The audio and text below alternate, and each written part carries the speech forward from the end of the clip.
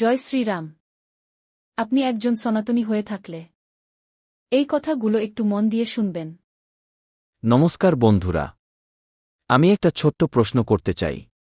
যখন কেউ ধর্ম নিয়ে কথা বলে, গীতা থেকে উপদেশ দেয়, ভগবানের নাম স্মরণ করায়, ধর্মীয় উৎসব বা রীতি নিয়ে বলে, তখন আমরা কতজন সেটা দেখে লাইক দিই? কতজন কমেন্ট করি বা ফলো করি?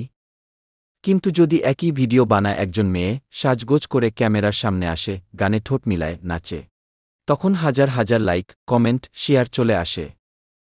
বন্ধুরা, ধর্ম আমাদের শিকড়। শ্রীকৃষ্ণ, শিব, মা দুর্গা, এই দেবদেবীর কৃপা ছাড়া আমাদের জীবনের কোনো পথ নেই। তাহলে আমরা কেন সেই ধর্মীয় কথাগুলোকে অবহেলা করি? যে ভিডিও আপনাকে ভগবানের পথে নিয়ে যায়, যে ভিডিও আপনাকে নিজের সংস্কৃতি মনে করিয়ে দেয়, সেই ভিডিওকে যদি আপনি উপেক্ষা করেন, তবে কাকে সম্মান দিচ্ছেন আপনি? একটা লাইক, একটা কমেন্ট, একটা ফলো, এইটুকু করলেই আপনি ধর্ম প্রচারে একজন সহযোদ্ধা হয়ে উঠবেন। এই সেবাও ভক্তিরই একটা রূপ। তাই বলছি, বিনোদনের ভিডিওর পাশাপাশি ধর্মীয় ভিডিওতেও দিন ভালোবাসা।